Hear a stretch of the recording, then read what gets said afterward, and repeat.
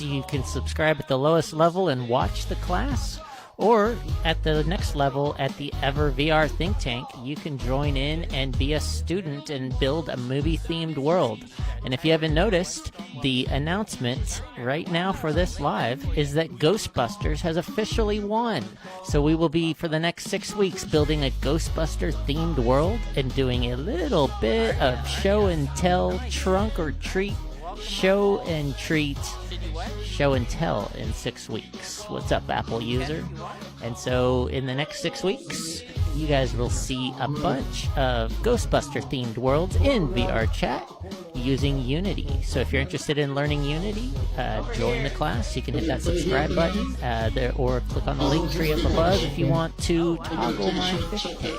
So if you want to toggle the fish tank and see them in real life, here they are. That is a live stream of the fish. And as on the lowest level subscriber, you can control their lights and give them a little bit of a disco with a little bit of rate delay. So thank you guys very much, and I appreciate you guys watching. And I will see you guys on Monday night. Have a wonderful weekend. That is actually pretty cool. Alrighty, everybody. Thank you so much for watching. I will see you guys on the next live. We do lives every Monday, Wednesday, and Friday. Sub live for class. You can subscribe at the lowest level and watch the class. Or at the next level at the Ever VR Think Tank, you can join in and be a student and build a movie-themed world. And if you haven't noticed, the announcement... I love it. I love it. Yay. Love it. Love it. That's looking really cool. That is awesome. So for Angel, how you doing, man? Doing good? All right, let's see. Say something real quick. Let's see.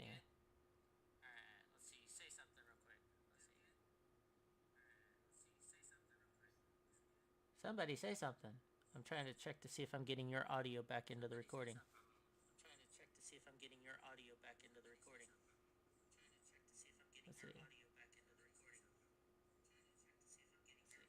Maybe not.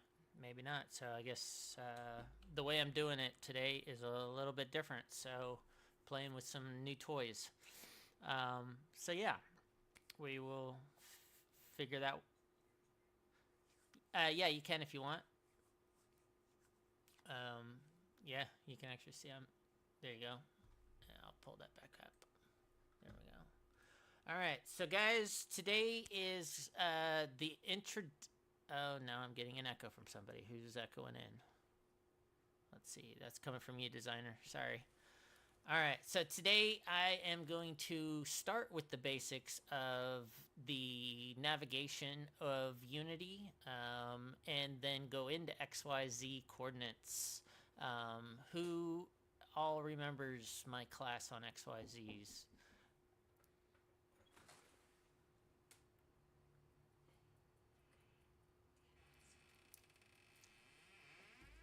All right, sorry guys. Alrighty, so anybody remember?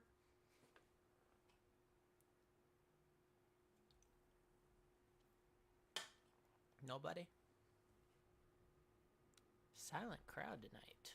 Silent crowd. Can you guys hear me?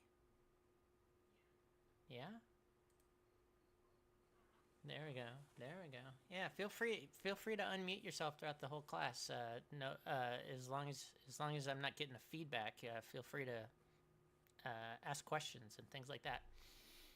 So today I'm going to start with the basics of going over the navigation, because you kind of need to understand how to navigate before you can. And of course, it decides to start importing something here. Are you guys? What screen are you guys seeing there? Let me go watch my. Yeah, cool. Switch to the Unity. Now also, Let me do one other thing to this stream because I don't want... I need to downgrade that to 1080. Hold on, so that you guys can see it. Actually, I'll go down to that. All right. Does that look all right if you zoom in, or is that still too blurry?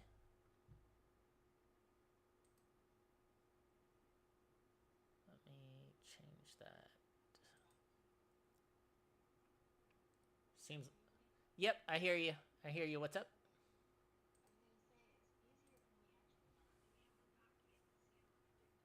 Okay, okay. So this is what we're gonna do, Broken Wing. So throughout the class tonight, if you have a question, you come back in on your phone to ask it. Okay, so at least we have a backup. Yeah, we're just trying. Cool, cool. That way. So go back to the way it was. Come on back in, and then you can watch it a little better. But then now we figured out at least a way to communicate. Yeah, no worries, no worries. Alrighty. So anyway, we're gonna start with the basics of orientation of how Unity, what all these buttons do before we actually get into XYZ coordinates, because once I get into that, then everything just kind of falls into place. So the first and foremost, everybody here at this point should have already installed the Creator Companion, gotten something blank. We've been working on terrain. I wanted to start with terrain in this class, more important so because it's like the groundwork floor up, but you guys didn't really understand the navigation part, and so we need to still talk about navigation. And let me see, I do have PowerPoint notes of what I am kind of going over. Give me 1 second. So yeah, so basically the entire 6 weeks, what we're going to be going over is, I started with terrain, and then we're going to be talking about models and textures, interactive elements, audio, lighting, visual, scripting, interactions, physics, publishing, and then the final touches. So that's basically the order in which I'm teaching everything this time. And so I started this whole thing with terrain, because terrain is like the base layer if you're building stuff that involves terrain. Instead of building a world and then putting the terrain around it, why not build the terrain first and then build around it? But it's always to each his own, however you decide you want to build it. Now back to this. All right, we're going to pull this up right here. So this is my Unity project. So you should be able to at least open a blank Unity project. Starting at the top, obviously you guys are familiar with Excel and Word and things like that. You understand how the file edit and all those kind of work, right?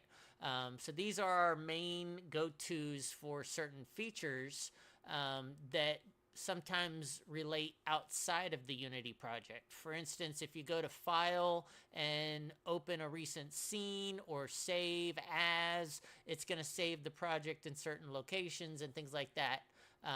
But you should understand the basics of what the File button does. But the one thing I want you guys to be aware of is this one right here that's called Game Object. And Game Object, we're going to be adding a few 3D objects and things like that. But this is how you add game objects through the Game Object. There's also Component, Services, and then anything you notice. I have a specific folder here for Sackflight and Vehicles from Sichan, because once you add that in there, it drops it up there almost like an SDK. Jobs, and I also added the VR World Toolkit, which gave me that world debugger, which we'll probably brush over, but it is an advanced feature, but it has some powerful resources. And then you've got the traditional SDK. Now, if you just recently opened up a blank world, the first thing you're going to want to do is click on that VR Chat SDK and go to Show Control Panel. Now, I don't need to do that now because I've already docked it. So if you did open it, it would open up over here on the right, your VR Chat SDK. And that is where you're going to log in. And that should always be the first thing you do, is log into your VR Chat account. It's going to ask for the 6-digit code. and do all those kind of things.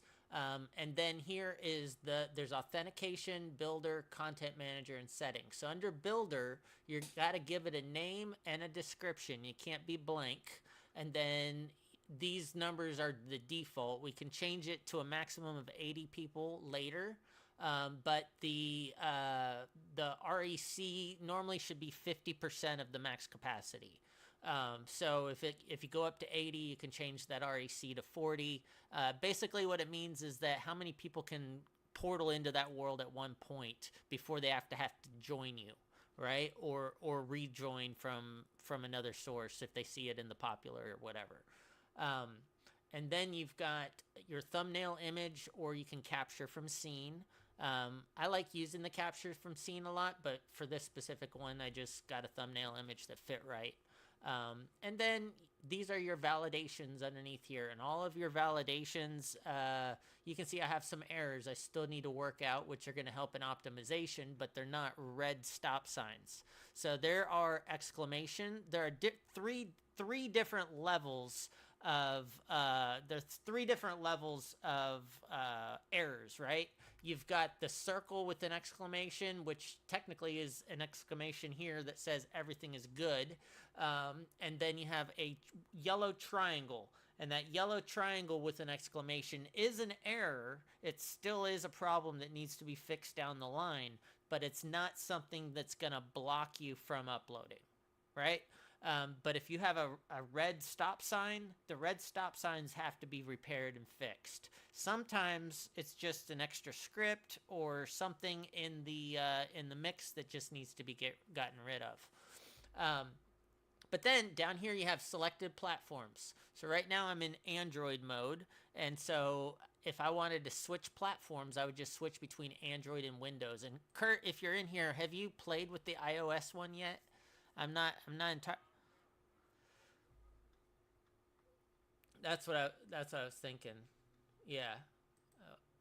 So yeah, you got to be on the beta program for the iOS to work, but apparently they are working on something to allow it to work for Mac. So I'm excited to see, and that's also, I'm assuming, the Apple App Store, right, instead of the Android VR chat version. But that's cool. That's cool. But then you have the number of clients and all that. You can leave all those defaults the same, but you always have to check mark online publishing and then build and upload. You're going to notice something right here is because I'm in Android mode right now. If I click, there is no build and test. Build and test is only on the Windows version. So you'll notice that that's not there in the Android mode. And I don't really want to, for the class purposes, switch it back to Windows. Well, yeah, no, because I don't want to lock it up right now. Hold on one second. I just gotta.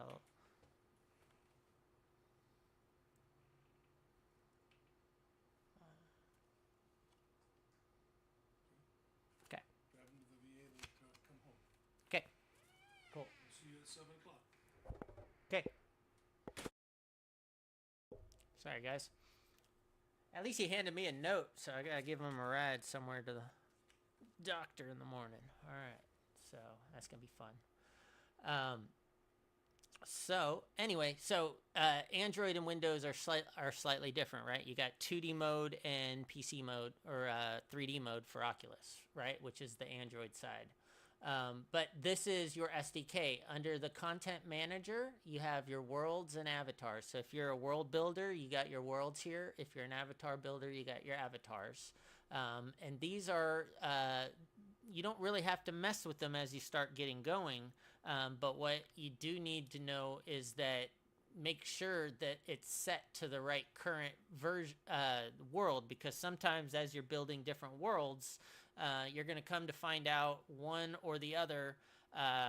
You're going to come to find out that you might have missed a content ID and accidentally uploaded a world to a different project. So you want to make sure that you're dealing, basically everything in the content manager is the actual folder file structure that is stored in VRChat, right? And so you want to make sure that you're talking to that world that so that you can keep all your statistics, right? So you can update to those worlds anytime. You can access them from any Unity project as long as you're logged into your VR chat account. You can change the current set current from a different computer even if you wanted to. That's the cool part is you can build on one computer and then you can upload a completely different world to that same content ID, which will keep your statistics. So you can constantly be working on your world, updating and things like that. And even if you lost your computer and you had to start over from scratch, you don't have to delete the world from VR chat. Does that make sense? Hopefully. So that's what that is. And then there's settings. You can just leave those at the default for now. But that's your SDK. That's the one thing I wanted you guys to be aware of because that's the one thing you're going to bring in. So you bring it in from VRChat SDK show control panel, and then I like to dock it over here to the right. Now you can dock your things however you like, whatever feels comfortable to you, but this setup that I have has been my go-to and what I like. I always like my hierarchy sitting, and I'll explain what those are, but I like my hierarchy to be here on the left, and then I have my scene view, my game view, and then my Udon graph and some of my little extras are right over here. And then I always have my inspector on the far right, lighting, occlusion, lighting explorer, and then my SDK. Then down below here, I have a project, a console, and the console is where we go to find errors. So I can see I have some errors. Now I could clear those errors, but they're gonna come back as I upload, right? So clearing the errors does not always clear the problem. It just cleared it out of the console. And then there's animations, animators, and background tasks. I don't even know why that's open. But normally I'm always between project, console, hierarchy, and inspector or the SDK most of the time. So these are places that I want you to be able to understand. When I say hierarchy, go to your hierarchy. When I say inspector, you're going to go over to the right here to your inspector. When I go down in your project, now your project, you're going to notice has a bunch of folders, right?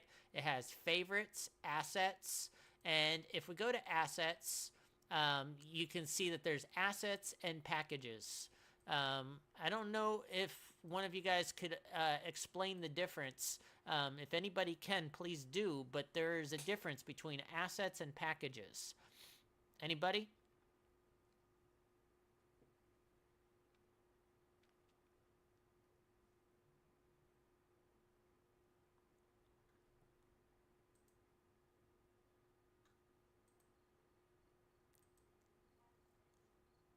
Yep. What's...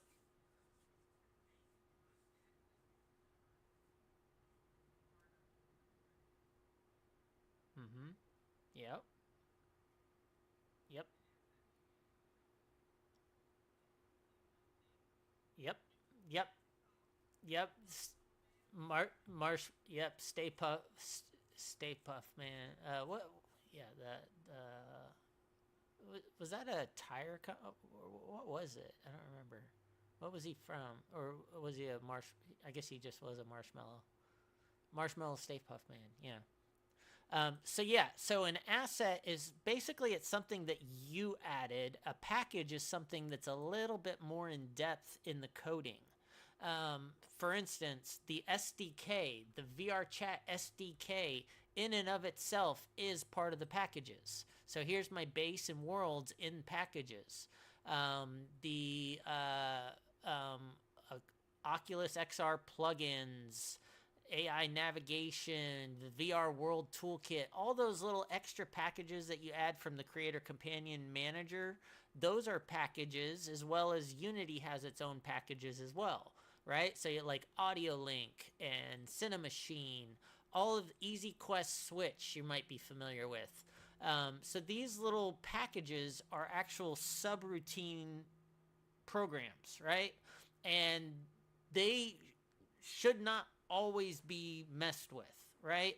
It's the assets that we bring in from whether it's a Unity asset store item, a Sketchfab item, a Blender FBX file, a texture, a material, prefabs, scenes. All of those are part of our assets, and they're more controllable things that we added to the project, right?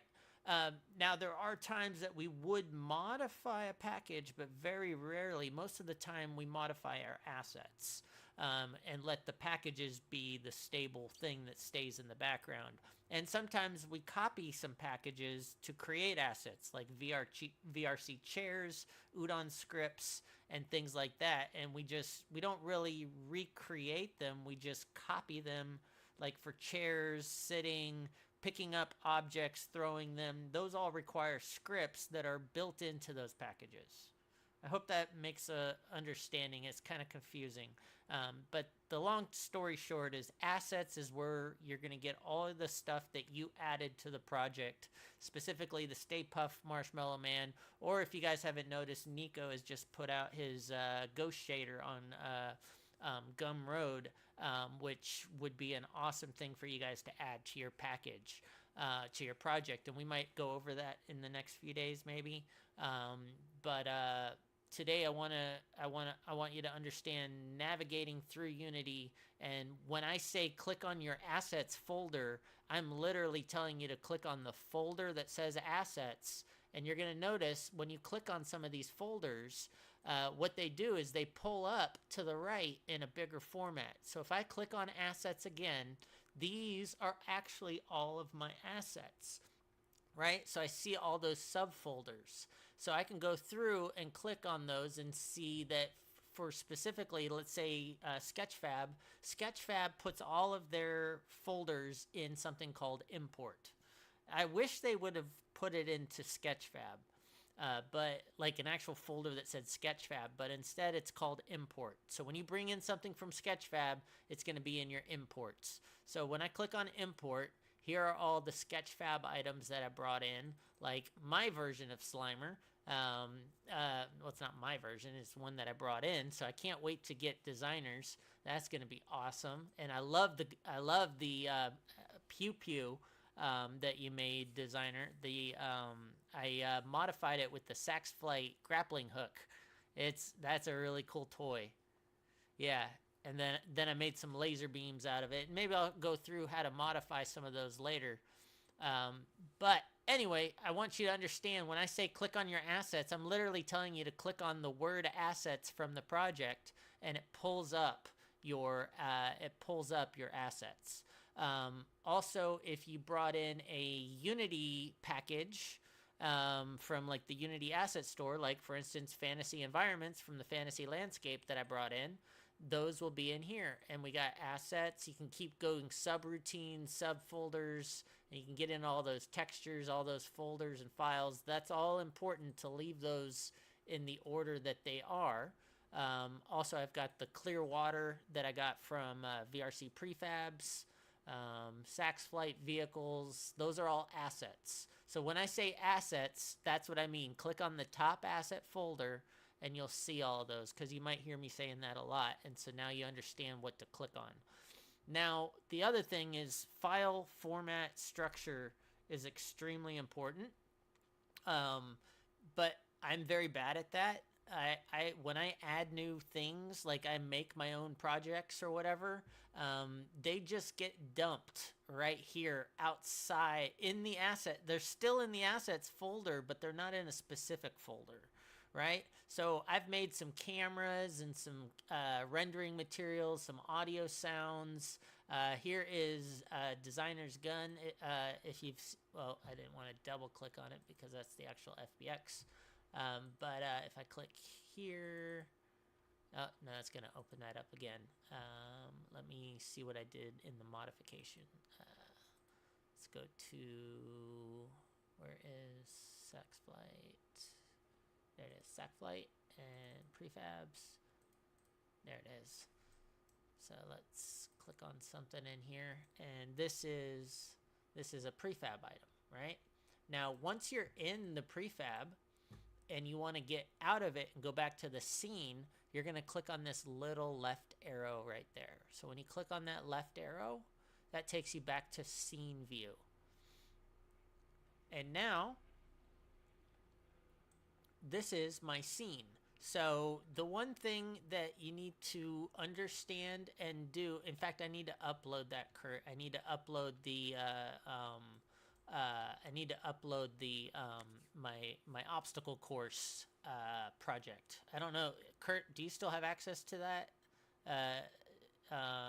It should be in our chat up here. I just have to go find it and just resend it. Okay. It should be in June. Yeah, it should be up in the chat somewhere. But I have an obstacle course that is really good to use as a practice in navigating the scene. So when you're in scene view, if you use your mouse, right? If you can see my camera here, I just use the right click button. When you hit right click while your mouse is hovered over the scene, this is going to allow us to turn.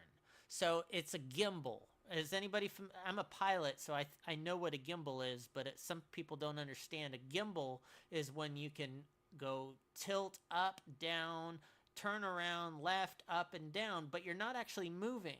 You're just, imagine a 360-degree camera that's just panning around 360 degrees up and down, left and right. That's what's happening when you're holding the mouse on the right key. So this is something very important to understand, because once you figure it out, you're going to be flying around as if you're playing a video game in the scene. So while I'm holding the right key, you guys should already at this point be familiar with ASWD, right? Anybody not familiar with ASWDs? Like forwards and backwards? So when you hold the right mouse, you're going to press W to go forward. You're going to press S to go backwards, and A to go to the left, and D to go to the right. And then you can also do E to go up and Q to go down.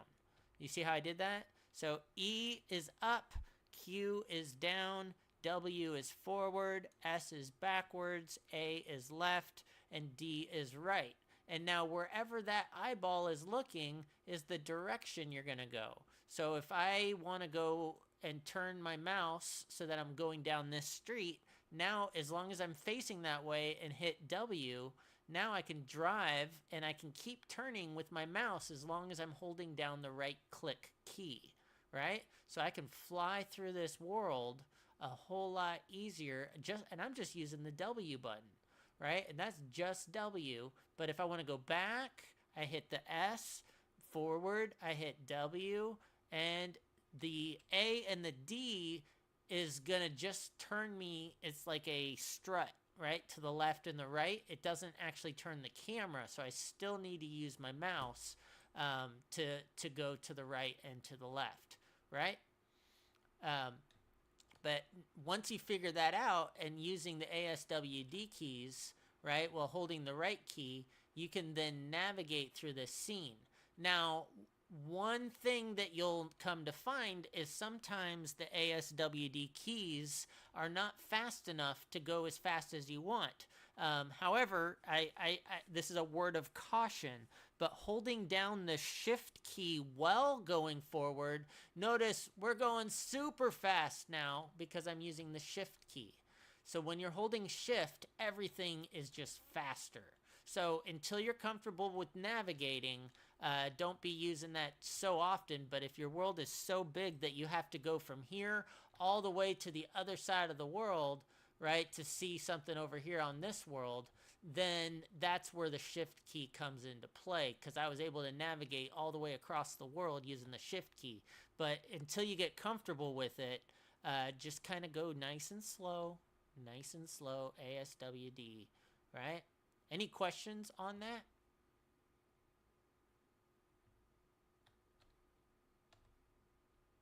Nobody? Quiet crowd. All right, so ASWD, that's your navigating the scene view. Now, if I want to go to game view, I could just click on game, but the game view is not going to work until I'm in play mode. It might work. I could do play mode. I think we could try play mode, see what that does.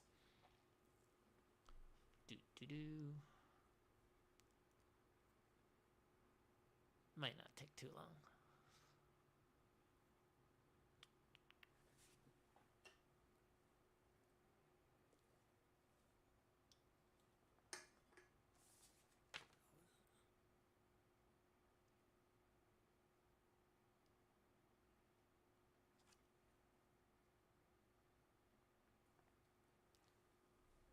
All right, so there we go. So that's game mode. When you hit game mode, you got to be in the game screen there and then click accept. And this is a version of the game mode, right? So you can see I've already started something here, right?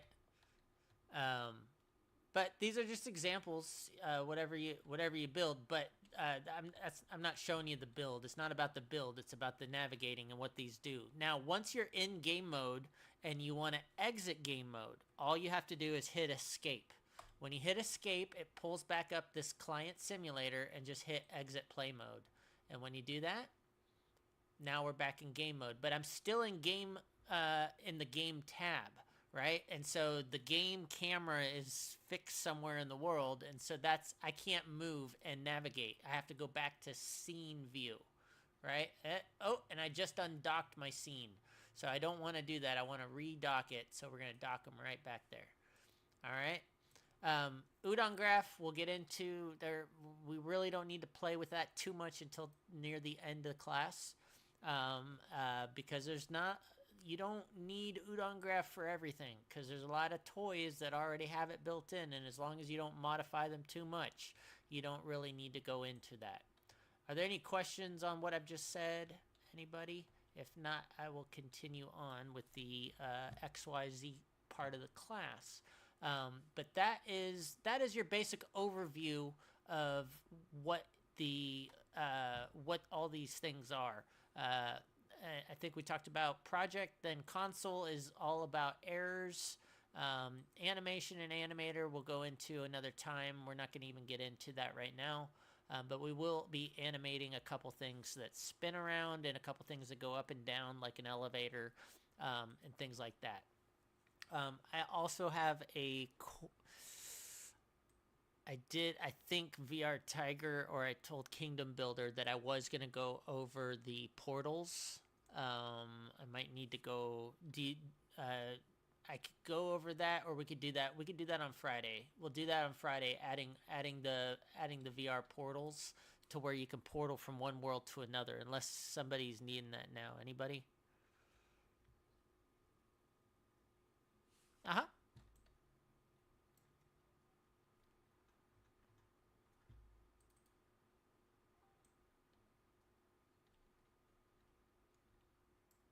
Mm-hmm.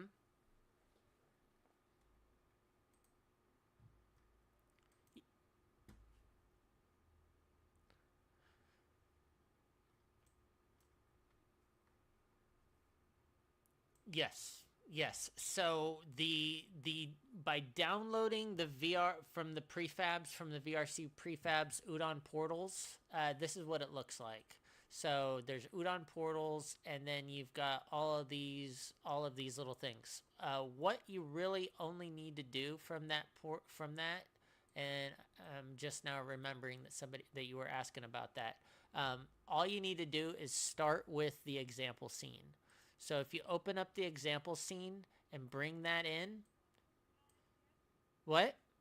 Oh, hey, Steph. Hey, welcome in. How's it going? Steph is one of the moderators for Samantha Davis. So she's a porpoise, if you will. She's a guest here. She's welcome to be here. It's nice to have you. Yeah, sorry if we bore you to death. This is a little over some's heads, but we appreciate you being here. That's nice to have you. You're always welcome. You saw a lot of people in here, and you're like, who's all in here? What's going on? All right.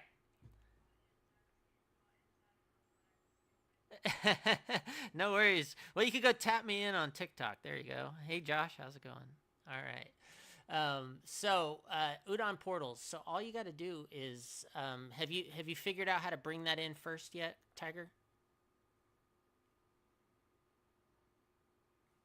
All right, let's start from the beginning then. Let's not get too ahead of ourselves. So let's go to vrcprefabs.com. All right, so vrcprefabs.com. This is the website right here, and you're going to click on database. Okay, so under database, click on Udon Prefabs SDK3, and then you can hit Control F, and that will pull up a search. And if you're familiar with Control F from like an Excel, it's the same kind of thing. So if I want a portal, I'm just going to type in PORTAL, and now boom, Udon portals. There they are, and that takes us right to AriCat's GitHub page, right? So there's our AriCats. So one thing you do want to do is you want to give that person credit that you use their item, right? Which I still need to do. But you just click on code and download that zip folder. And once you download it, extract it, right? You have to extract it, and then you will just drag and drop it into your assets. Make sense?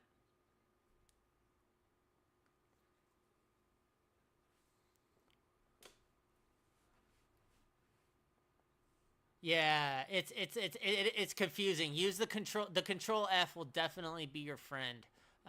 Yeah, for sure. So if I go back to the VRC prefabs, like if I'm looking for, I don't even know what to look for. But if you know what you're looking for, that's where you're going to search for it. So if you're looking for for instance, I know for, let's say you want to use the swim system, right? Swim. Well, we can just type in swim, and then there's 5 options, and I can hit the down arrow, and it's going to scroll. There is airtime swim system. So that is it, the Y swim system right there by Hirabiki. And that's something you can use to have swimming water, so you could be in the water. But that it's like a Lego set without instructions. You have to create a volume of water and things like that, but they're toys to play with, right? The point of the matter is VRC Prefabs is a powerful place to go to get these kind of toys that people have freely uploaded. And just make sure that when you do use some of these items that you put something in your world that gives credit to those people that created them. And don't go modifying them way too much to where it becomes yours at that point. Because you do want to, you want to get credit where you got the original code from.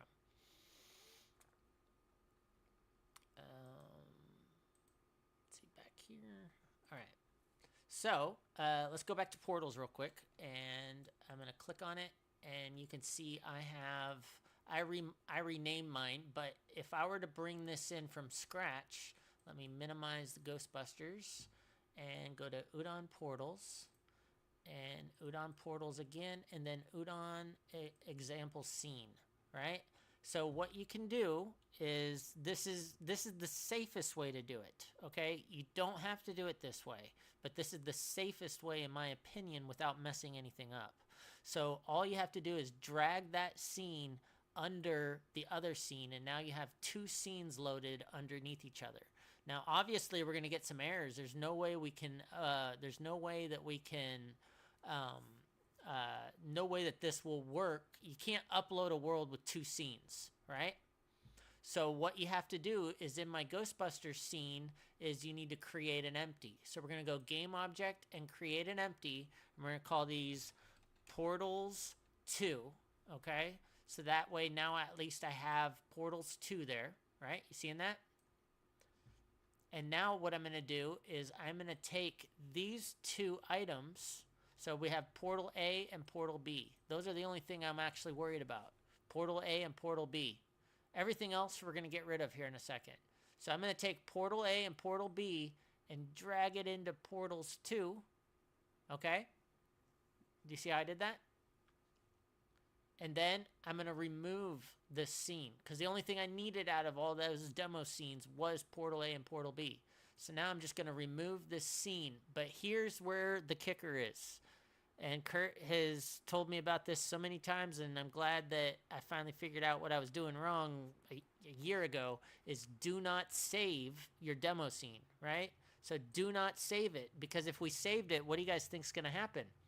Now that I moved those portals from that scene to here, they're no longer going to be in this scene, right? So if I want to use that scene again in the future, those portals are no longer there anymore. But now I have portals A and portal B, right? And so now I have two different portals in this world. So here's these portals and here's these portals. Now, what would make sense is to have these all under the same hierarchy, because these are portals that goes to Carpathian, Spawn, New York City, and then these are portals too that don't have a name yet, right? So you can then take these guys and place them literally wherever you want. So I'm going to go ahead and take portal A, which is I'm going to rename portal A. Oh, that didn't pull up, but rename, and we're going to call this to building top. And then the other one we're going to rename to Carpathian. Or actually, no, it's to spawn. So that'll go back to the spawn point, because I'm going to have these two portals in the same spot.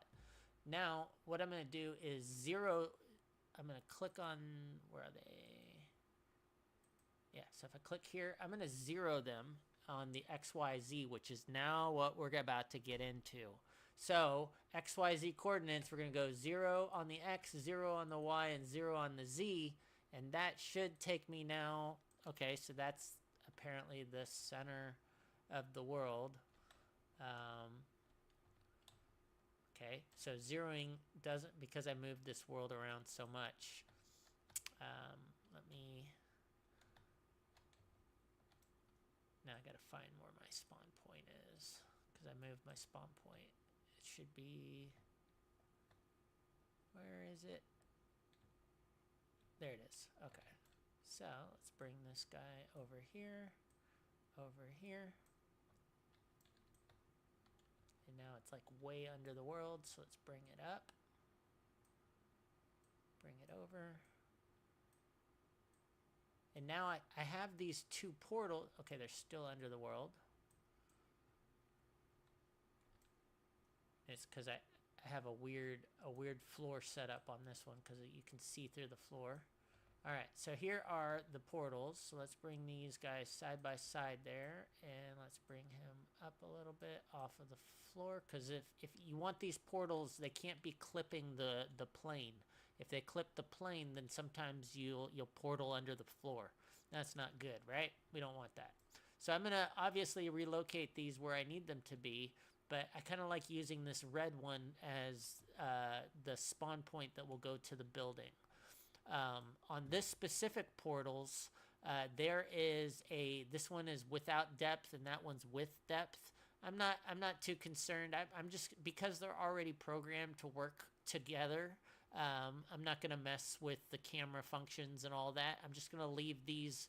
If you go through this one, you're going to come out of that one. And if you come through this one, you're going to come out of that one, right? Now all I have to do is position these where I want them. So this one is I already named it to building. So this one's going to be to spawn. So we're going to take the to spawn, actually, to spawn to put at the top of my building, right? So now you have to, I'm literally driving with the XYZ, with the ASDWs, and now I got to bring it to where the top of that building is. And let's bring him up. And there's my building. He's way over here. So I can kind of fly over here. And I got to place him. Now, Kurt has a way of, it's Control FA or something like that brings it to you. Do you remember that code, Kurt? Command Shift. Command Shift. I don't want to do it right now. I don't want to mess it up. But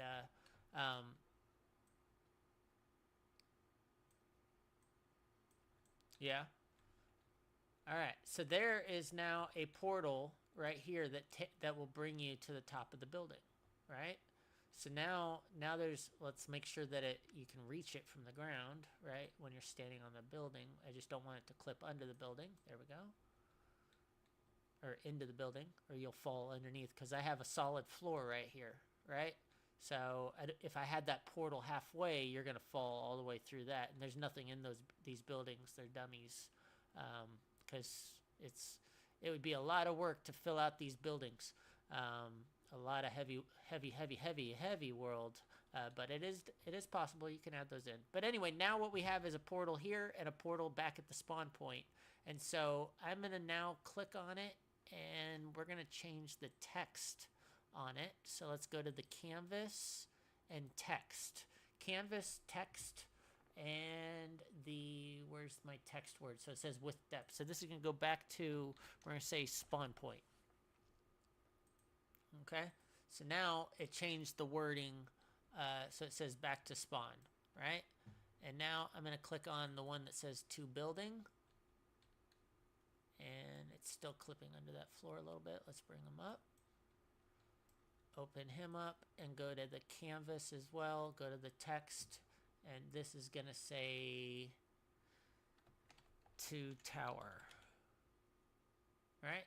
And let's give it a capital T so it sounds cool. There we go, to tower, right? So now I have a portal here. This one takes you to the Carpathians, which is the 1500 medievals, which is going to drop you off and bring you right here, right? And so now you're there, and yeah, they had a Wise doorbell when they were at it, and a camera watching it. I'm just goofing off. But yeah, so that's how you add portals. The last few minutes, I didn't even get into talking about XYZ coordinates. So we're definitely gonna have to. I'm gonna have a full class on that. But you do need to understand, like if I click on an object, you have transforms, and transforms, there's position, rotation, and scale. And understand that there is a north, south, east, and a west in VR. So you can actually turn around from 0 to 360 degrees. So if you want something in front of you, it's going to be 0 or 360. And if you want something behind you, it's 180 degrees. And if you want to go east, that would be 90 degrees. And west would be 270, right? And we will actually have a class on that on Friday. We're definitely going to go over that. But that definitely overran that. So today turned into more doing the portals. Did that help you, Tiger, on that?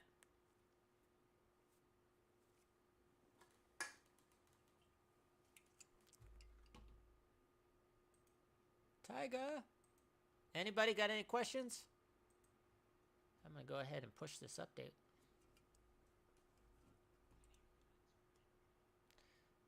How do you add a terrain in Unity? Alrighty, for Angel. We're going to go to Game Object at the top. 3D Object. That is a lot. That is a lot involved for Angel. Yeah. That is a whole class. We went over that this all last week, in fact.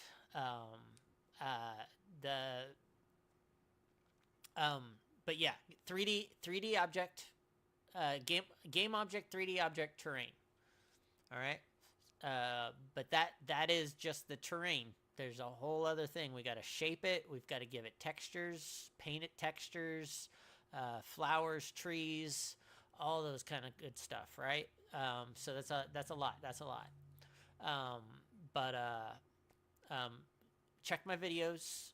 You should have access to the Google Drives, so that you can be able to see those. Okay. I already have some classes on there that we've talked about. It's in the chat. Go to Google Drive. Oh wait, I already had the Google Drive opened. Let's see. 1 second. My drive, and It's the folder that says, yep, right here, folder that says Unity class videos 2024. I'm gonna copy that and send it in the juniors chat. Once it, I gotta pull that back.